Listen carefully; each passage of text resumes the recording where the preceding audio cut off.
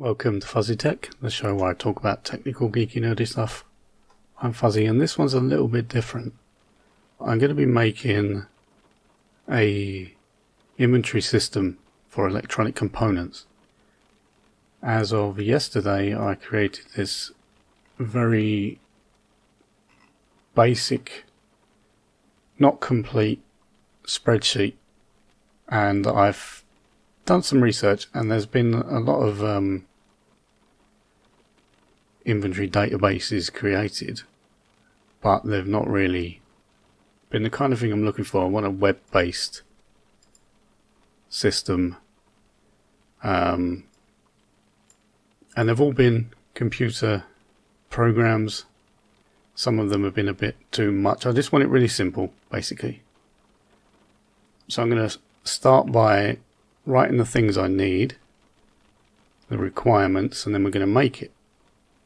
If you like this kind of video, please let me know, because it's completely different to the other ones. Let's begin.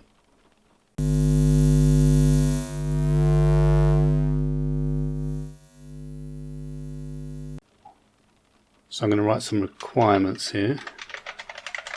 Oh, I would just like to say, sorry if my keyboard is loud, because I use an IBM Battleship M122, as you may or may not have seen in a previous video.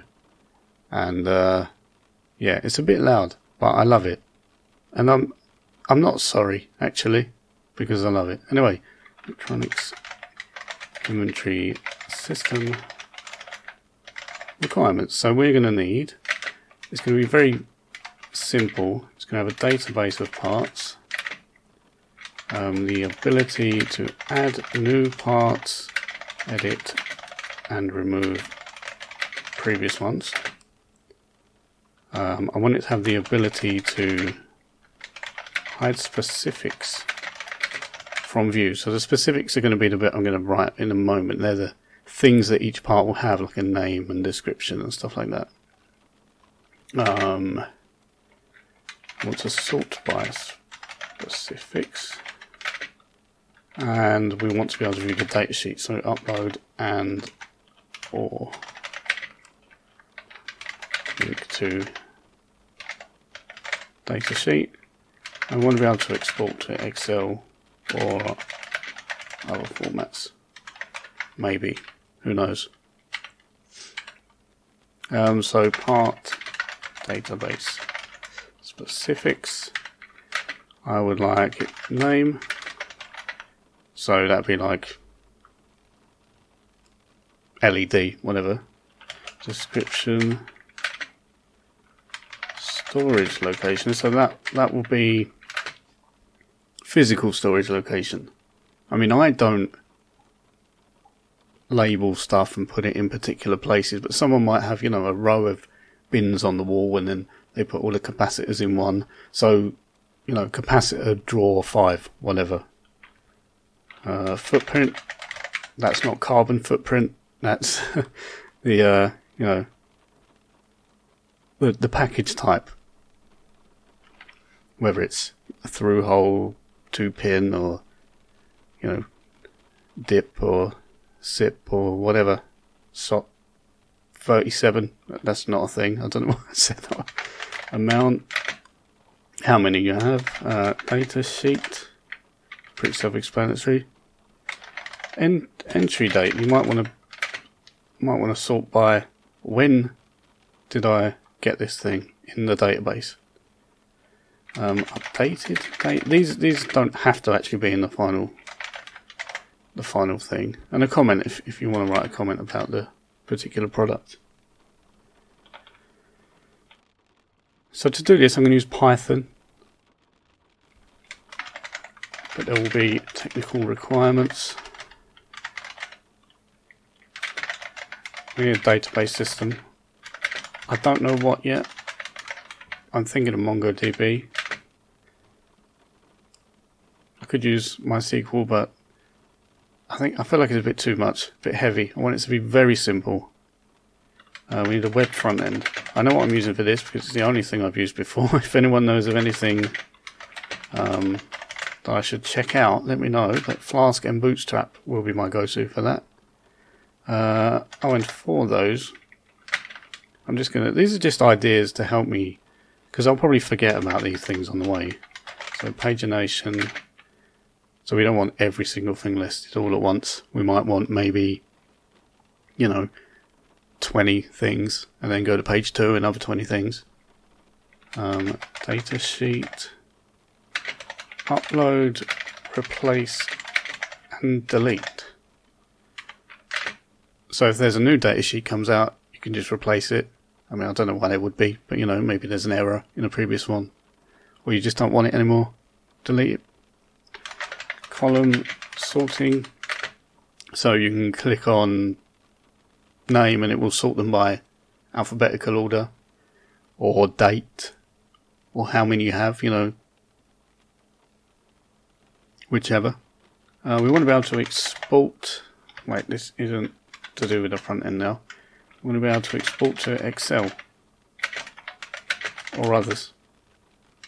I don't know what else you would export it as. Maybe you could export it as a JSON file for something else, or I mean, I could even put an API in there. So, but that's a bit much. I just want a very simple inventory, whatever system, web-based system, to know how many of which part I've got. So if I see a project I want to make, I can be like, oh, do I have any of those registers? Oh yes, I've got 7, you know, whatever. Or I can look through it and think of a project based on the things I have.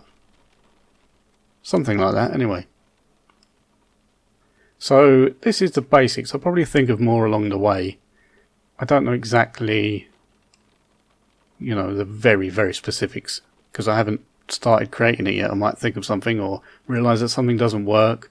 But anyway, let's make a project and begin with that, and we'll see how it goes from there. Okay, so I am using PyCharm. I've opened the create project window, as you can very well see. Hopefully you can see it. It's not too small. I don't think it will be blurry, but you know. So I'm going to call it electronics inventory, just to begin with. I'm going to use virtual environment. I'm just going to use 3.8 because that's what I have going on. I'm not going to create a welcome script because I'm going to create a Flask script already. So let's create that. It is creating on another screen. I do apologize. There we go. Let it do its thing. Yes, I said thing. So in here, we are going to create a folder, because I know I'm going to use Flask for this. I'm going to start making folders. I'm going to create one called static, which is going to hold the CSS and the JavaScript. So create a directory in there called CSS, and then another one called JS. And then I'm going to create a folder called templates. Sorry if this is boring. This is just one of those, maybe one of those videos you can have on, skip through it, or have it on while you're eating your lunch. I don't have any funny stories to tell. I used to watch a guy called Andrew Kramer, used to do, I don't know if he still does, After Effects tutorials. And he'd always have a funny anecdote in the middle of his tutorials. I don't really have any of those, because I don't know. If I think of any, I'll let you know. So I create static. Inside there is CSS and JS. Next to it is templates, and then we've got app.py. We can close venv. We've got app.py just there.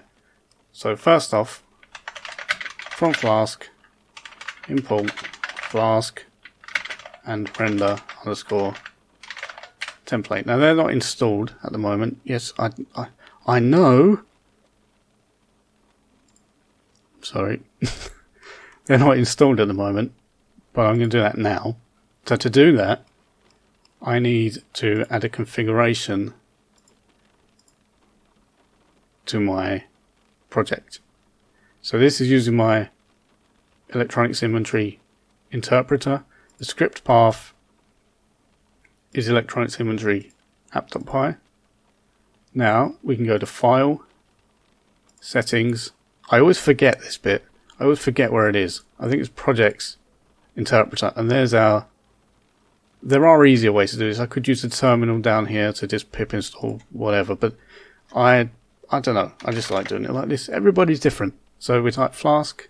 That was, by the way, that plus install package. This isn't really a tutorial as such. This is more of a, you know, an idea of something you might want to build, or this is going to be completely open source. Also, I will create a GitHub and put it in the description. So at the moment, we only need Flask, I think. So Flask is installed. It installs Ginger, It's Dangerous, and some other pieces along with it. So now this isn't underlined. It means it's all good. I'll tell you something. This is a bit small, isn't it? Let me make it bigger, and I will return. Okay, I've returned. I've made it a bit bigger, and yes, I've changed the color scheme because I think it's a bit more, a bit easier to see. Right. So to begin, this is called app. So we're going to have app equals Flask __ name __. And this basically, I'm not going to go into what it does because I'm not entirely sure myself. It just sets the current script as the app.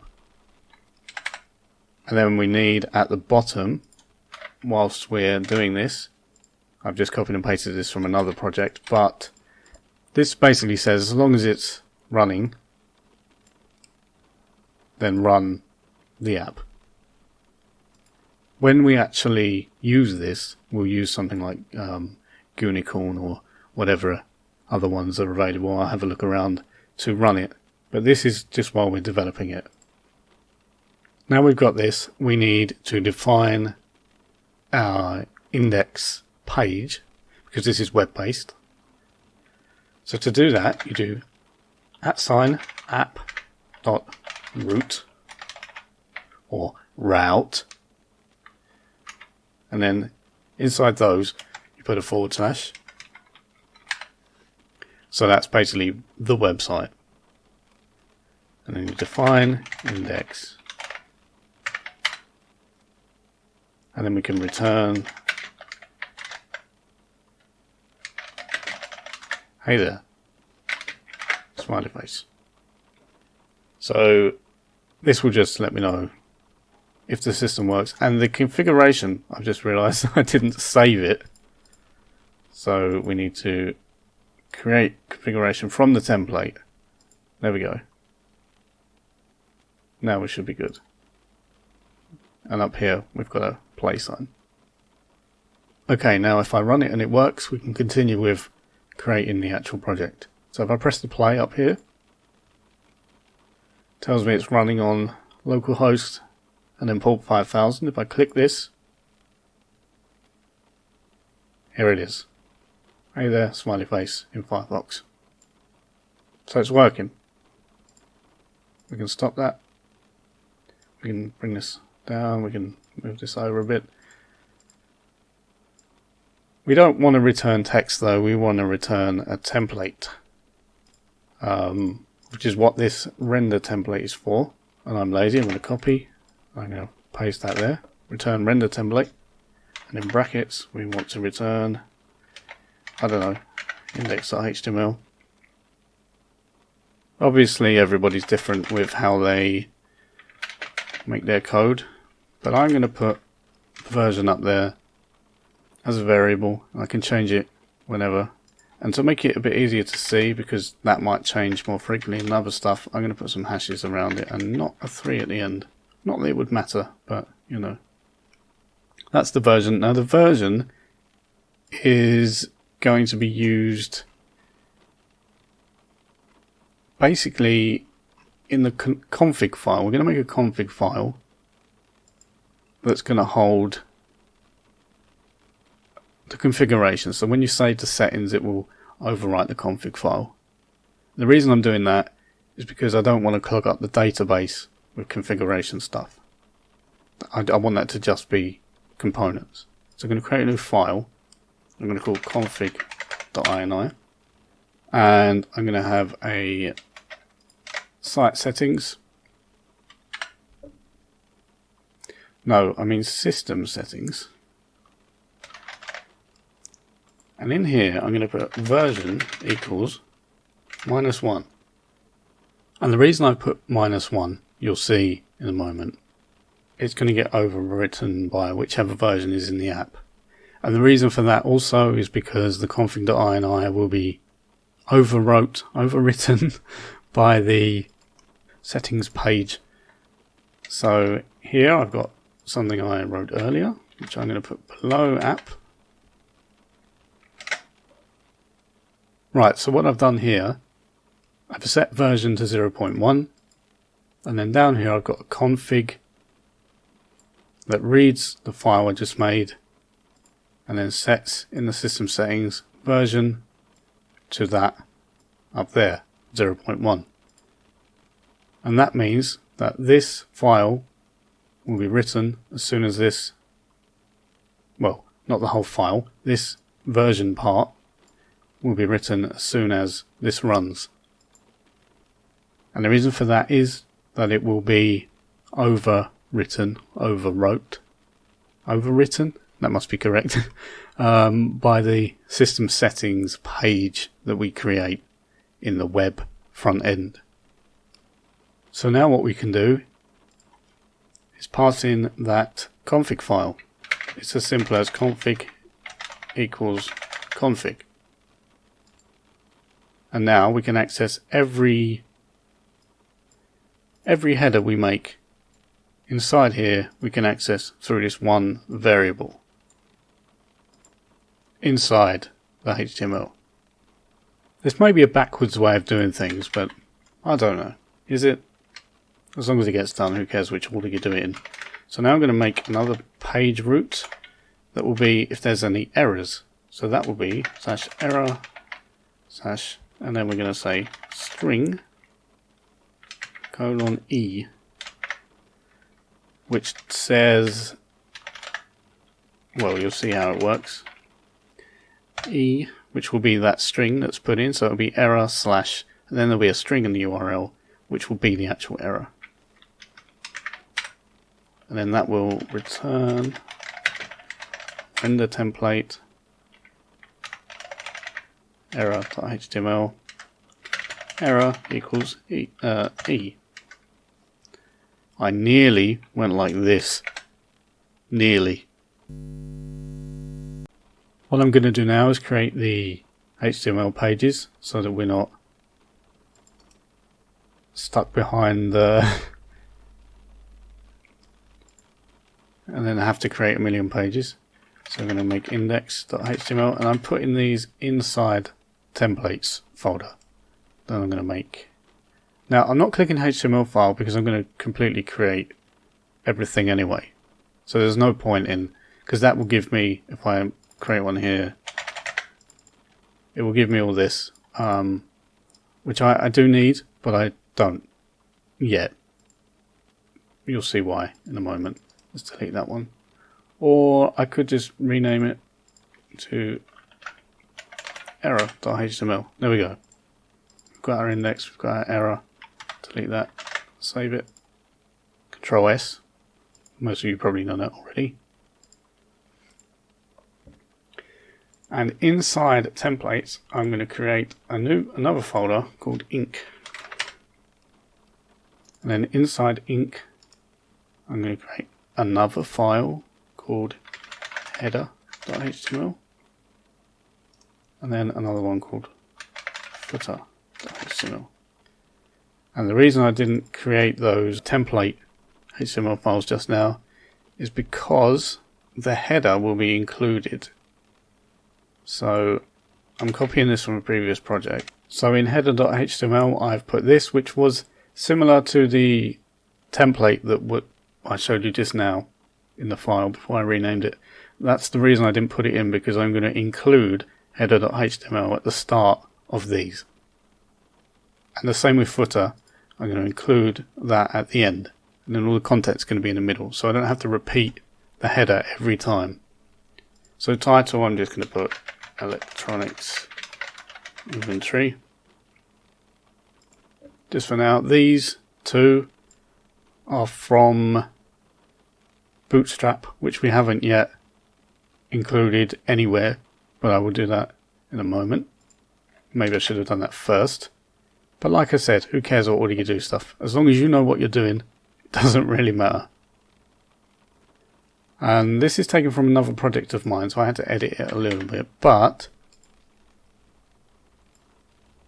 we can add this. So this is the start of the body, and then the header. Then there'll be a container with stuff in it, blah blah blah. I'll just copy it from my previous project and then change it as I need it. So this is a little bit too indented, whatever. So we don't need this control panel stuff. Although in here we can just put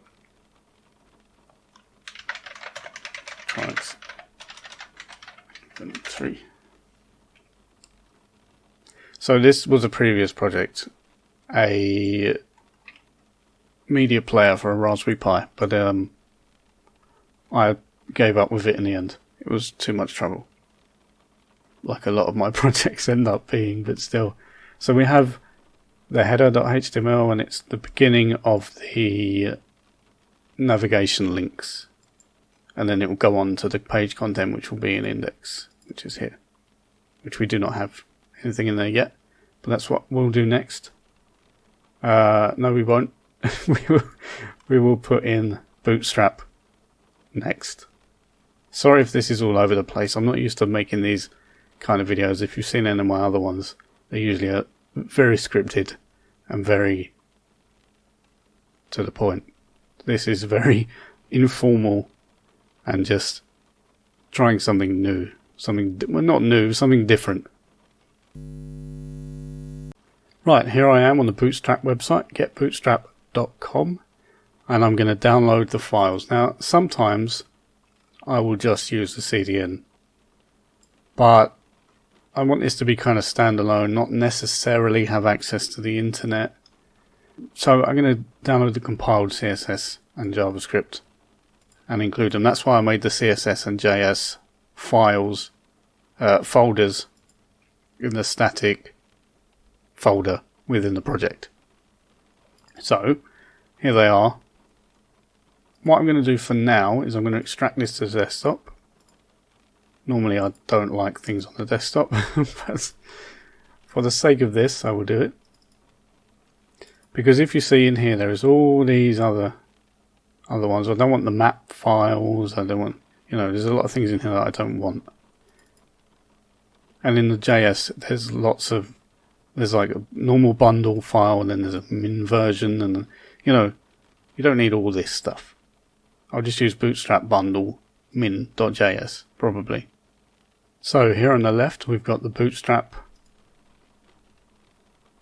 folder that I downloaded, and on the right we've got the project folder. So we go in static CSS, and we want bootstrap.min.css. It's moved it, but it doesn't matter because I'm going to delete this folder here when I'm done anyway. And then in JavaScript, I think we just need bootstrap.bundle.min. I think. Don't quote me on that. I can't help but think this video is a bit all over the place because I normally script my stuff, and when I create things I don't normally talk about it at the same time. I just kind of get on with it, and now I'm forgetting very simple things and blah blah blah. So earlier on I realized I had some CSS here that didn't make any sense because I copied this from a previous project. I had normalize here, which I don't think is even needed. I think is included in Bootstrap. So here is one I removed at the beginning. Darkly.css is a Bootstrap theme file that will replace the normal Bootstrap CSS file. It's a dark version of the normal one, or the default one I should say. And now I have this in my other project, but I don't have it in this one. So I'm going to replace this with bootstrap.min.css.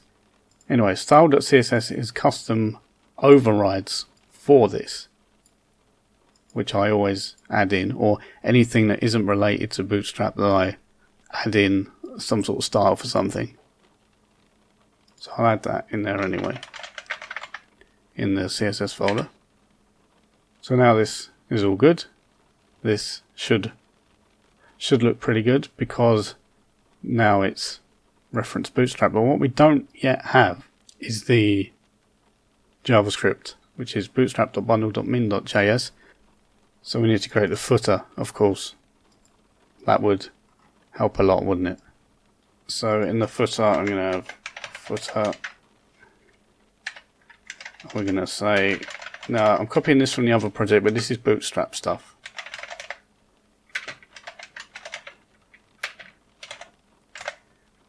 All this stuff helps it stay where it should. I think it works. I can't remember. We'll see. Footer goes here. I always put a smiley face to remind me.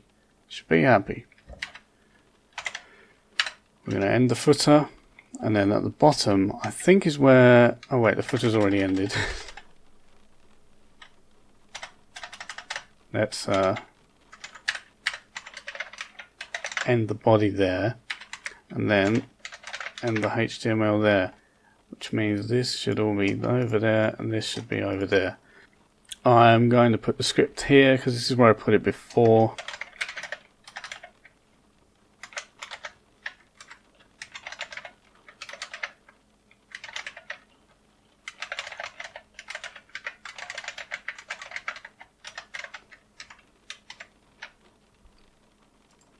Okay.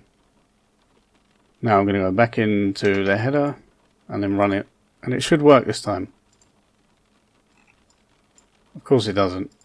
I was contemplating removing this bit from the video where it doesn't work, but I'm going to leave it in because it's helpful to people who are trying to figure out why stuff doesn't work. You might have already noticed the problem, in which case I know how frustrating that is when you're watching a video and you see an issue and the person in the video doesn't notice.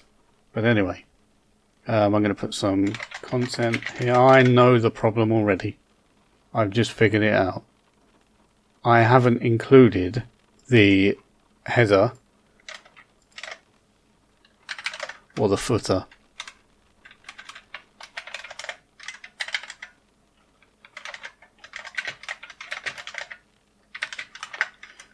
That is the problem.